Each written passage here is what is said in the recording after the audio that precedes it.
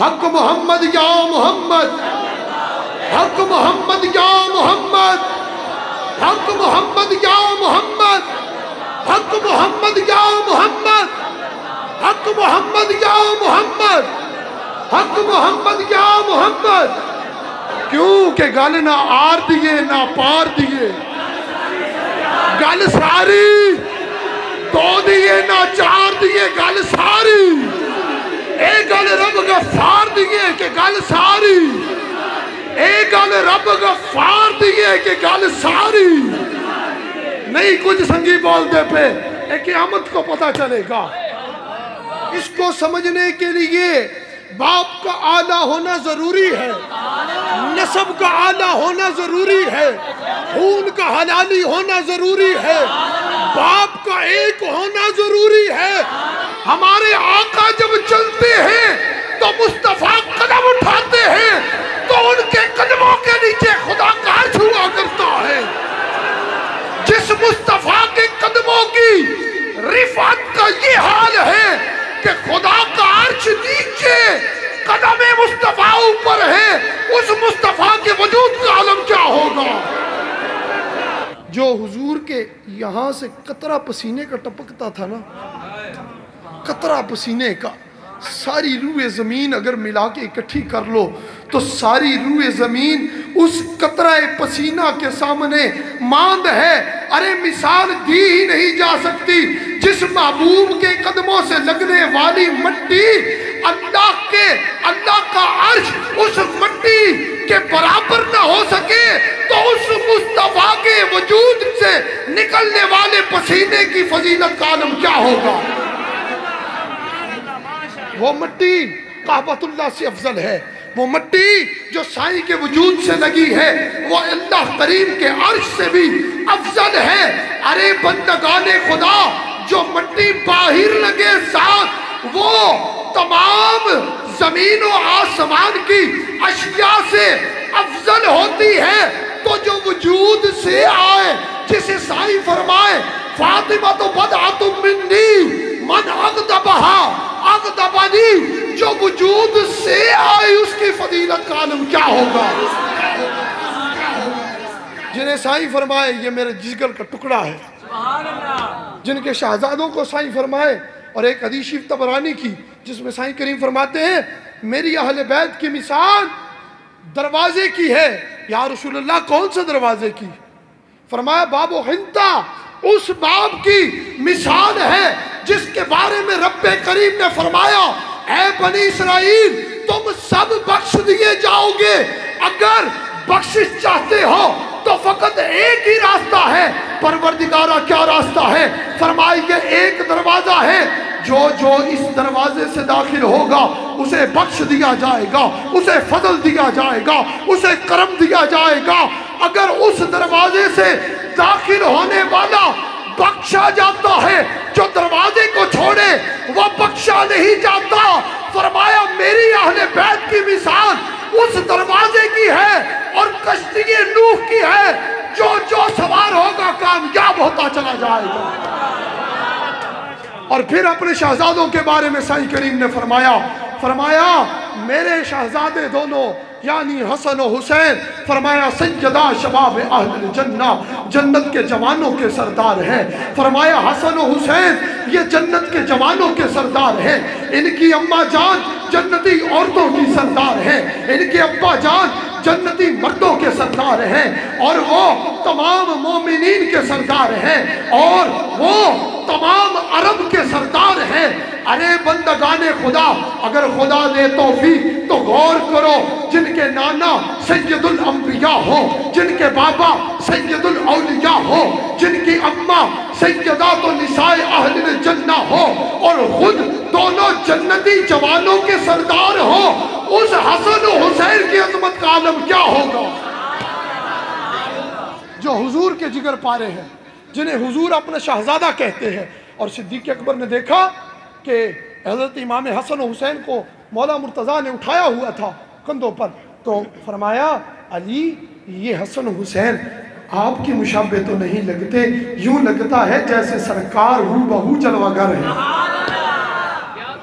یہ تو آپ جیسے نہیں بلکہ سرکار جیسے لگتے ہیں۔ یہ بات سن کے مولا مرتضیٰ بھی ہنس پڑے، اور ان جیسی محبت اللہ اکبر کبیرہ کون کر سکتا ہے؟ صحابہ کرام و اہل بیت کی محبت، اور یہ بات ذہن میں رہے کہ اہل بیت کے دامن سے جو جو لگتا چلا جاتا ہے وہ کامیاب ہوتا چلا جاتا ہے، کیوں کہ کشتی اہل بیت کی ہے، اور اس کشتی کے اندر جو ہستیاں جلواگر ہیں وہ ہمارے آقا مولا کی ذات کی معیت میں ہیں۔ آپ یوں اگر اہل بیت کو سمجھیں تو آپ کو اور سمجھ آئے گی اہل بیت کس کو کہتے ہیں۔ اہل کا معنی ہوتا ہے والے، بیت کا معنی ہوتا ہے گھر، تو اس کا معنی بنا گھر والے۔ تے بھائی جی گھر والے تے تواڈے بھی نے، گھر والے تے حضرت صاحب دے بھی نے، گھر والے تے قبلہ شاہ صاحب دے بھی ہیں، تے گھر والے ساڈے بھی ہیں، لیکن ہر گھر والے نہیں۔ جب یہ کہو گے نا اہل بیت رسول، تب شان ظاہر ہوگی، ارے ان کو بھی ملا ہے تو صدقہ کملی والے کا ملا ہے، صحابہ کو ملا تو صدقہ مصطفیٰ کا ملا، جسے ملا صدقہ مصطفیٰ کا ملا ہے۔ کیوں کہ گل نہ آر دیے نہ پار دیے، گل ساری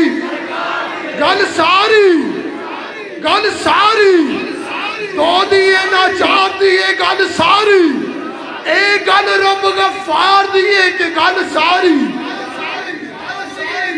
ساری سرکار ہے۔ وہ حدیث شریف کی طرف لوٹیے، 5 نبی رسولہ کو لوگ کے ساریاں امتاں پتہ ہون دے باوجود پھر سرکار دے قدمہ جان تو سائیں یہ نہیں فرمان دے اذهبوا الی غیری، جاؤ غیراں کول، کسی اور کے پاس جاؤ، ہمارے سوا کسی کے پاس جاؤ۔ سائیں کریم تو یہ فرمائیں گے انا لہا، او غلاموں اس کام کے لیے جس کے سر پہ خدا نے صحرا رکھا ہے وہ تو فقط تنہا میری ہی ذات ہے۔ پھر سائیں کیا کریں گے؟ فرمائیں گے سارے میرے پیچھے آئیں۔ ہمیں معلوم ہے محشر کا میدان کہاں لگنا ہے، ہمیں معلوم ہے اللہ کریم نے اپنا عرش کہاں سجانا ہے، ہمیں معلوم ہے میزان کہاں لگنا ہے، ہمیں معلوم ہے پل صراط کہاں ہوگی۔ انس بن مالک نے عرض کی یا رسول اللہ قیامت کا دن بڑا ہولناک ہوگا، اس دن کیا آپ مجھے چھڑوا لیں گے؟ فرمایا انس ہم اس دن سب کو چھڑانے کے لیے ہی تو میدان محشر میں جائیں گے۔ انا لہا، ہم ہی تو ہوں گے۔ عرض کی یا رسول اللہ آپ کو کہاں تلاش کریں؟ فرمایا انس مجھے پہلے پل صراط پہ تلاش کر لیں۔ عرض کی یا رسول اللہ اگر پل صراط پہ آپ نہ ملے تو فرمایا پھر میزان پہ تلاش کرنا، جانا اگر میزان پہ بھی نہ ملے فرمایا حوض کوثر پہ آ جانا۔ یا رسول اللہ اگر حوض کوثر پہ بھی نہ ملے تو فرمایا انس خاموش ہو جا، قیامت میں جہاں کملی والے کو پکارے گا وہی مددگار پائے گا۔ سرکار کا نام لبوں پہ آ جائے، کوئی یہاں سے اٹھتا ہے تو کہتا ہے ان سے مانگ نہیں سکتے، مانگنا شرک ہے۔ ہمارے امام کہتے ہیں مانگیں گے، تم کہتے ہو نہ مانگو، مانگیں گے، مانگے جائیں گے، منہ مانگی مرادیں پائیں گے۔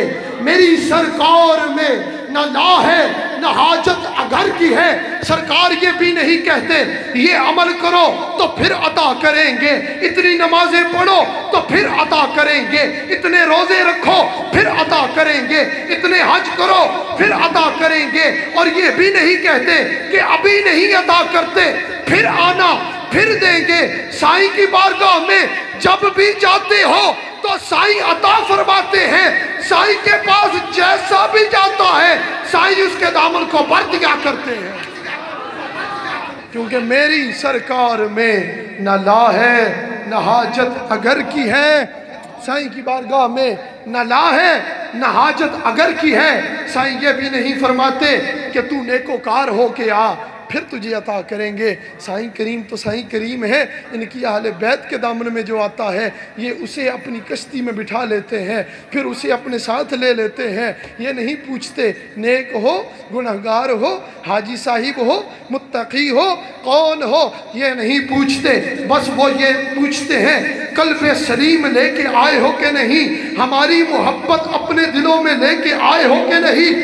اگر ان کی محبت ہوئی تو بیڑا پار ہے، اگر ان کا بغض ہوا تو بیڑا غرق ہے۔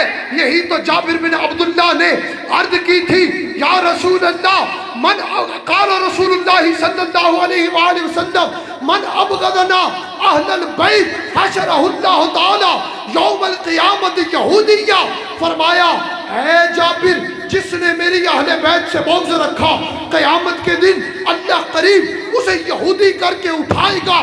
عرض کی یا رسول اللہ ان صام و صلی، اگر وہ نمازیں پڑھتا ہوا، اگر وہ روزے رکھتا ہوا، اگر ناف سے نیچے داڑھی ہوئی اور محراب ماتھے کی لیے اور اتنی نمازیں پڑھی تو پھر بھی کیا دوزخ میں جائے گا؟ پھر بھی کیا وہ نصرانی اور یہودی اٹھایا جائے گا؟ فرمایا خاموش ہو جا جابر، ان صام و صلی، اگرچہ نمازیں پڑھے، اگرچہ روزے رکھے، اگر میری اہل بیت میں سے میرے کسی ایک بچے سے بھی بغض رکھتا ہوا جہنم کا کتا ہو سکتا ہے، جنت کے قریب بھی نہیں آ سکتا۔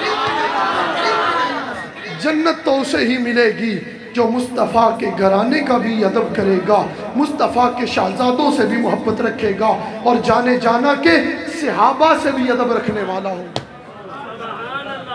اہل سنت کا ہے بیڑا پار، اصحاب حضور نجم ہے اور ناؤ ہے اطرت رسول اللہ۔ اعلی حضرت نے سچا عقیدہ دیا ہے کہ ہمارے ایک ہاتھ میں دامن اہل بیت ہے اور ایک ہاتھ میں دامن صحابہ ہے، نہ یہ ہاتھ خالی نہ یہ ہاتھ خالی۔ ہم تو ان کے کرم کی بھیک مانگتے ہیں، اللہ کریم ہمیں ان کے کرم کی اور فضل کے دریا میں سے ایک چھنٹا عطا فرمائے۔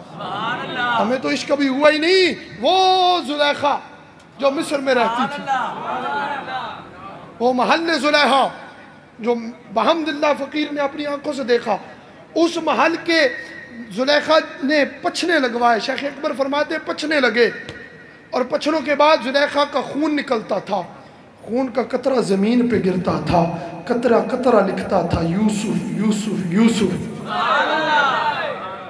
زلیخا کو عشق تھا حضرت یوسف سے، تو اس کے بدن سے نکلنے والا قطرہ قطرہ اپنے محبوب کا نام لکھتا تھا۔ اے غلامہ، اگر تجھے آقا سے عشق ہو گیا، اگر تجھے کملی والے سے محبت ہو گئی، اگر تجھے تاجدار